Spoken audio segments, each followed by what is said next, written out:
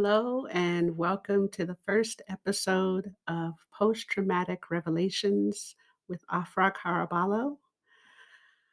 I am your host, Afrah Caraballo, and on this podcast, we'll be talking about all things trauma and recovery definitions, observations, explorations, support, and inspiration.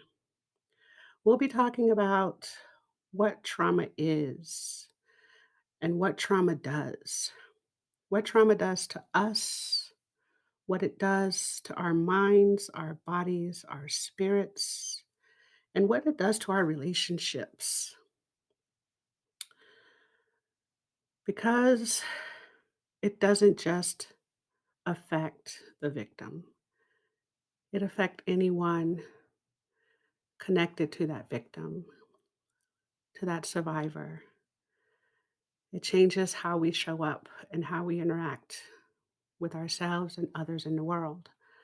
So, we'll be looking at how trauma can affect our relationships with ourselves, with our family, with our friends, with our community, and the world, really. Because post traumatically, we are never the same. We don't drive the same after a car crash, and we don't date the same after a breakup. So, we'll be looking at what those changes look like. We'll talk about what it means to have a diagnosis of PTSD, anxiety, depression, bipolar, mood disorder, and many other diagnoses. We'll talk about how do you get a diagnosis? What does it take to be diagnosed? So many people have endured traumas and don't have an official diagnosis, haven't necessarily seen a professional, but are coping, are surviving, are living post traumatically, and not really sure why things are so different. So, we're going to look at that, look closer at what that's about.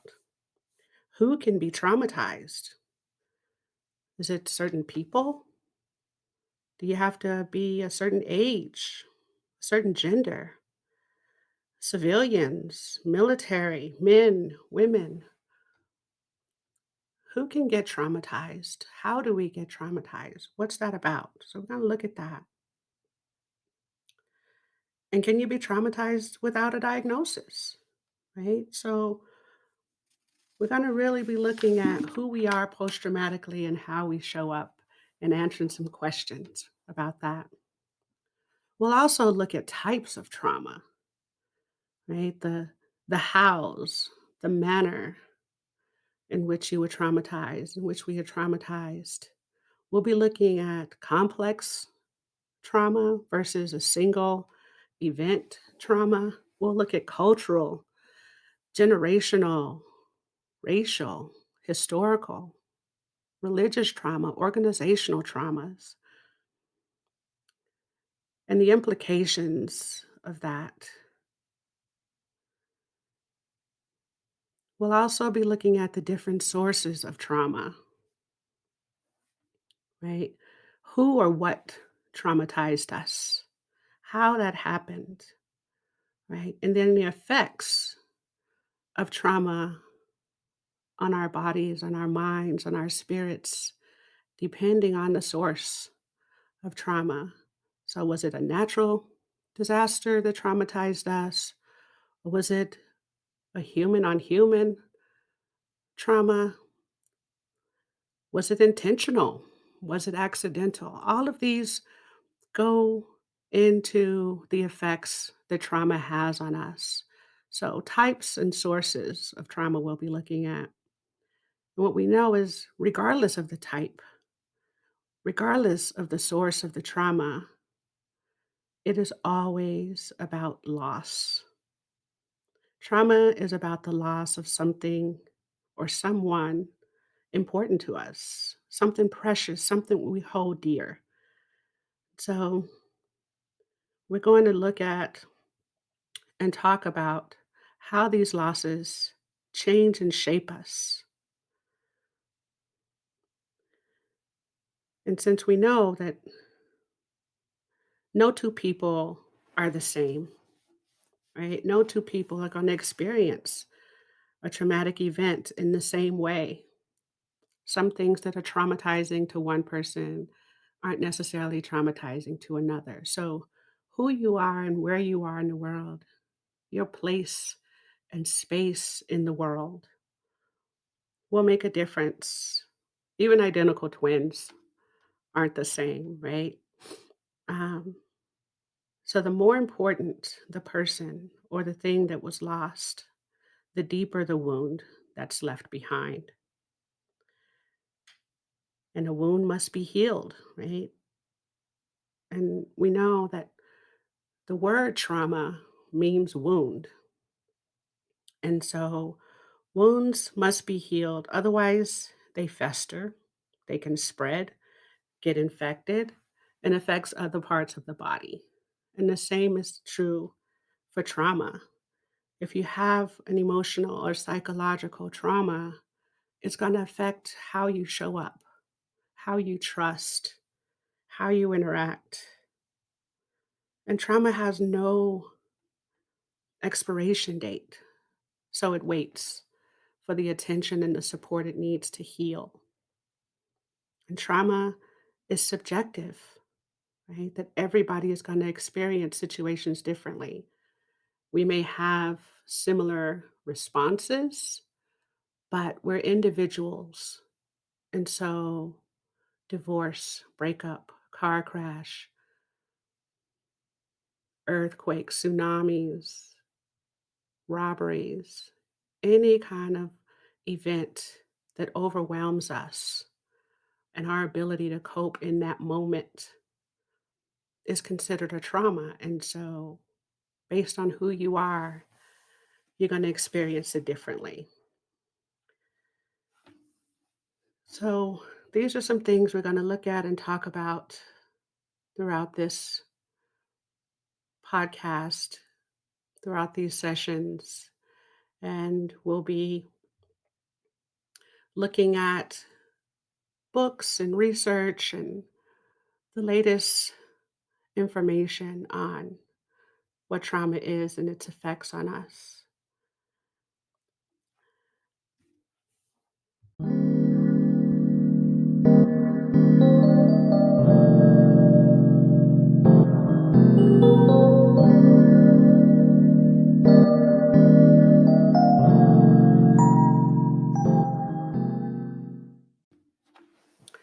So, in addition to looking at the effects of trauma on us and our relationships with ourselves and others, we're of course going to talk about and explore recovery.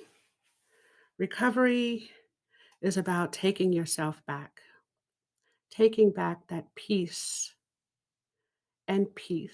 right? That PIECE and that PEACE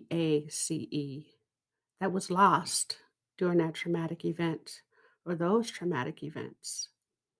With every traumatic event, we lose a piece of ourselves.